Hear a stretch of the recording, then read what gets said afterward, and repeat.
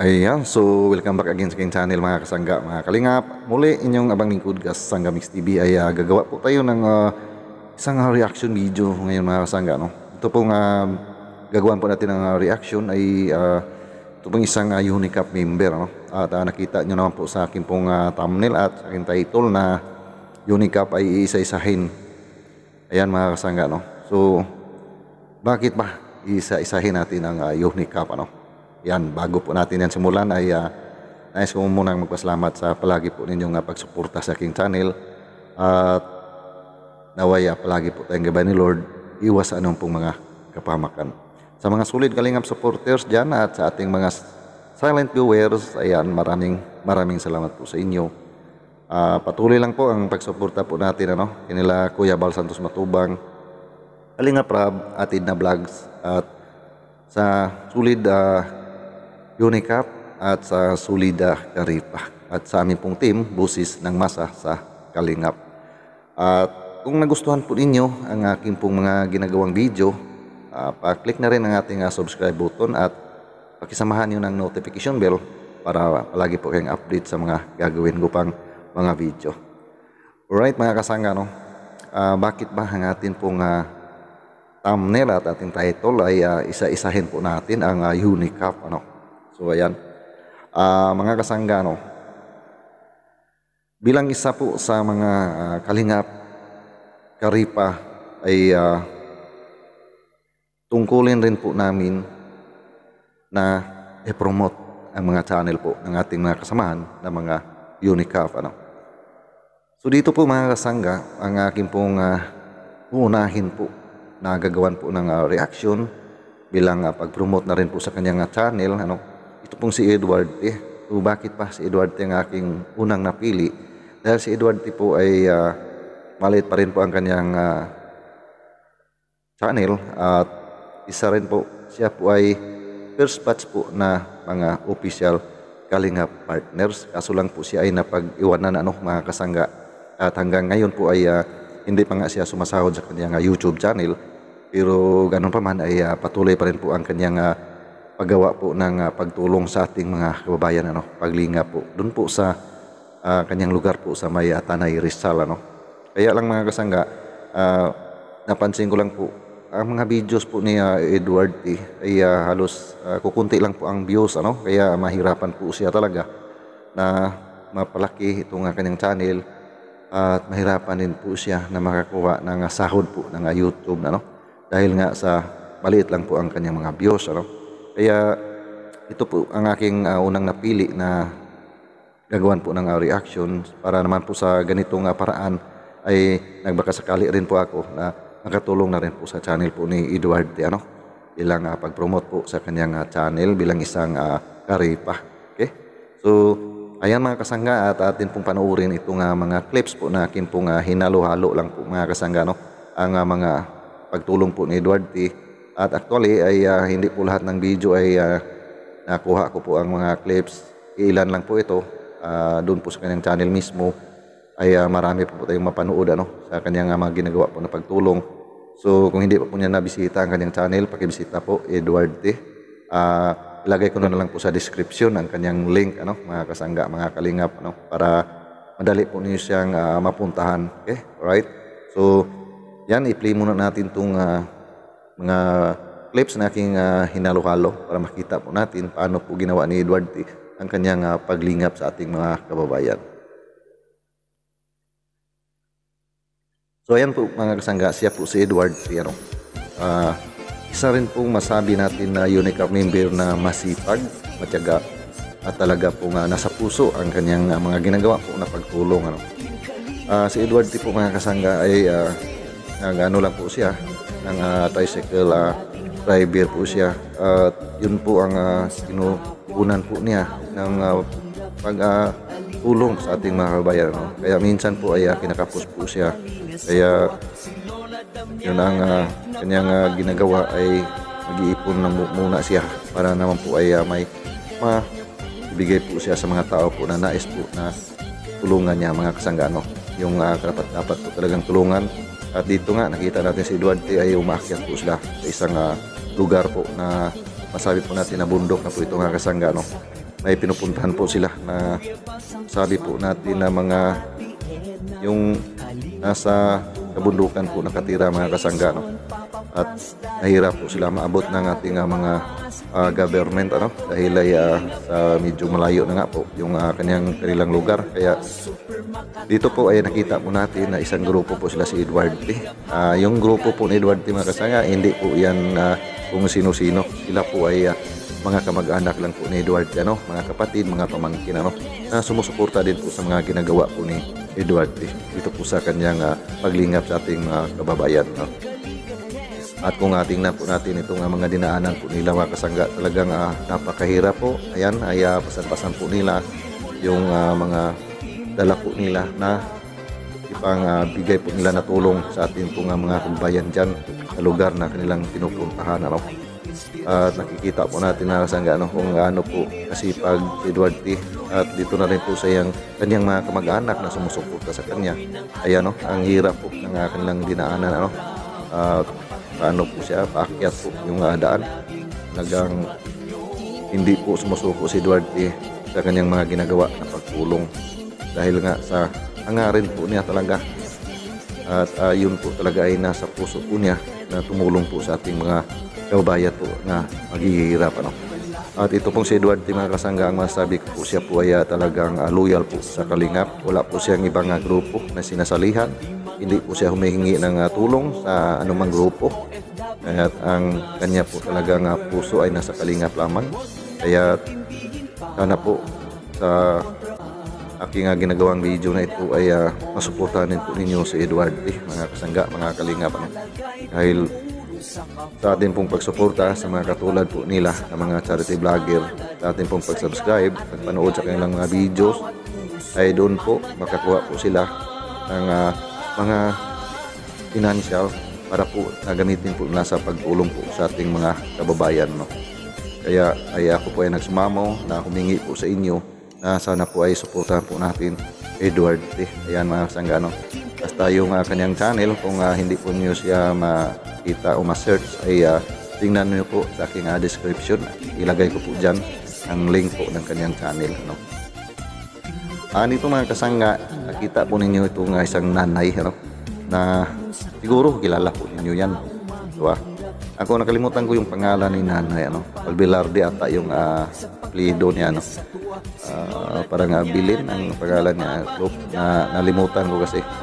Siya po si nanay, ano, yung nakarating na rin po doon sa Camarines Norte, ano, na natulungan na rin po nila ni Kuya Bal Santos Matubang at ni Mr. Binti Boy, ano. At nakuha nga siya ng kanyang anak. So bago po si nanay narating po doon sa sa Camarines Norte mga kasangga, ay dito po siya nakikita po ni Edward, ano. Dahil ang video na ito ay nasa mga 3 months ago na ata ito, o 4 months ago. Dito po siya ay nabigyan po siya ni Edward T ng pagkain, at talagang linutuan po siya ni Edward T mga kasangga para po si Lola ay makakain, ano. Dahil nakita po ni Edward T na parang gutom na gutom po itong si Lola, at marami po siyang dala. Iwan ko ba kung ano po ito, basura o mga gamit. Pero itong si Lola, kung kausapin po siya, ay parang okay naman po siya mga kasangga. At pagtanungin mo ay sumagot man po siya ng maayos. Si Edward T po ay sa mga panahon na yun ay nalito po siya kung ito bang si Lola ay may problema sa pag-iisip, ano. Kaya doon nga sa kanyang video ay nagtatanong po siya sa mga viewers kung ano po ang sa tingin po dito po kay Lola, no? At sabi po natin itong isang Lola ay malakas rin po ito mga kasangga, no. Biruin mo na dinakad po niya ang papunta po sa Dait o sa Camarines, ano. Talagang malakas po itong Lola. At dito nga ay kagagaling lang po niya sa Cavite, at narating po niya dito ang Tanay, ano. Talagang masipag rin po si Lola maglakad. So yan mga kasangga, no, at nakita po natin na itong talang si Edward T ay basta niron po siya na maitulong po sa ating mga kababayan, ay talagang gagawin po niya ang pagtulong, ano mga kasangga. Kaya sana po, ulitin ko po, na sana po ay suportahan po natin si Edward T. Isa po siyang solid Unicap member mga kasangga, no? At talaga pong masipag, matyaga, at ginawa po niya talaga ang lahat po ng paraan para po ay magawa po niya na tumulong kahit po siya kulang po siya sa kanyang financial support ng kasangga, no? Dahil ay sasabi ko nga ay yung kanyang channel ay hindi pa siya nakasahod, hindi pa nga niya na yung Google Ads niya kasi hindi pa niya naabot yung $10 na requirements po sa Google Ads, no? At kung atin po siyang susuportahan mga kasangga, no, talagang mas marami pa po ang matulungan ni Edward dahil masipag po siya maghanap ng mga tao na tutulungan. At dito naman kita po natin dito yung maliit na kubo. Ang nakatira po dyan ay mag-ama po na itong kanyang anak ay may problema din po sa kalusugan dahil ay na ata ito na may stroke. At yung kanyang tatay po ay matanda na rin. Sa una pong video na Edward dito ay nakausap po niya itong mag-ama at nakita po niya ang kalagayan na talagang dapat po na tulungan, at napanood din po natin ang mga video na yun. At doon po ay medyo ang inyong abang lingkod ay nahawa rin po sa kalagayan po nila ni tatay, kaya isipan ko po na padalan ko po si Duarte at para mabigyan naman po ng kunting tulong itong mag-ama mga kasangga, no? At sa awa ng Diyos ay nahatid din po ni Duarte yung atin pong napadala na mga kunting tulong para po sa mag-ama na ito. At talagang nakita po natin ang kasipagan ni Duarte kahit na malayo po ang lugar na ito mga kasangga kanila ni tatay. Kung hindi po niyo napanood ang video na ito ay puntahan po ninyo sa channel po ni Duarte at makikita po ninyo kung gaano po kalayo yung linakad pa po ni Duarte para marating po niya itong lugar po nila ni tatay mga kasangga, no? Kaya masabi ko lang po sa mga charity vlogger, talagang hindi biro po maging isang charity vlogger, ano? Dahil ay kailangan po na masipag, matyaga, at kailangan po na yung puso mo ay gusto po talaga na tumulong sa ating mga kapwa, no? Hindi po yung para bang hindi pong nakikita natin na marami pong mga charity vlogger na malaki ang kinita sa pag-YouTube ay gano'n na rin po yung gagawin. Baka ay hindi po kayo maging successful sa mga gano'n po, no? Kailangan po na samahan po natin na yung pagmahal po sa atin po nga mga ginagawa, no? So ayan mga kasangga, no? At nabigyan na po ni Edward ang mga kunting konsumo o kunting ayuda, no? Kung sila si tatay. So ayan mga kasangga, no? At pinarating talaga ni Edward kung ano man po yun pong atin pong napadala na kunting tulong kanila ni tatay, no? Talagang masahan po natin si Edward mga kasangga sa lahat po na magnais po na mag-sponsor sa mga ginagawa po ni Edward ay masahan po ninyo na makarating po talaga ninyong mga ginagawa. So dito mga kasangga, no, nakita po natin dito naman po si Edward sa isa pong palayan at putik na putik po yung kanyang dinaanan, no? So pupunta po siya dyan sa isang nanay na nag-iisa lang po dyan po sa gitna po ng palayan mga kasangga, no? Wala pong kasama ang isang nanay, nag-iisa lang po siya dahil wala na po siyang asawa, at ang yung kanyang mga anak ay malayo din po, kaya sinikap din po ni Edward na matiran po kahit kunting tulong kung si nanay, ano? Dahil ay mahirap po ang buhay talaga ni nanay dyan po sa gitna po ng palayan mga kasangga, no? So dito po talaga ay atin po nga masasabi na ang mga ginagawa po ni Edward talaga ay totoong-totoo na pagtulong, ano? Katulad po sa mga ginagawa po nila ni Kuya Bal Santos Matubang, nila Kalinga Prab at sa iba pang mga big charity vlogger na pagka tumulong po sila ay wala po silang ibang iniisip na pagod, hirap o ano man po yung pupuntahan po nila. Ang importante po ay talagang mahatid po nila yung kanila pong mga tulong na nais po nilang padadalhin po mga kasangga, ano, mga kalingap. So ulitin ko po mga kasangga, no, ang panawagan po sa lahat po ng mga solid kalingap supporters na suportahan po natin Edward. Ayan, pakitingnan lang po sa ating description. Andyan po yung kanyang link po ng kanyang YouTube channel para hindi na po kayo mahirapan pa na maghanap. No? At panoorin niyo po mga kasangga ang mga ginagawa po ni Duarte. Talagang mapabilib po kayo sa isang UNICAF member na ito. So ayan lang po mga kasangga muna ang aking pong reaction video sa ngayon. At sa susunod na po ay maghanap na po tayo ng ibang ating kasama pong UNICAF member.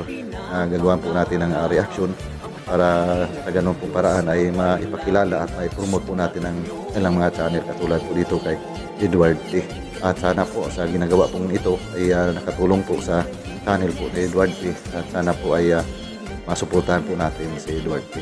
Okay, right. So maraming salamat po sa lagi po ng panonood sa aking mga ginagawang video, no? At God bless all of us. See you po sa next video ko. Alright.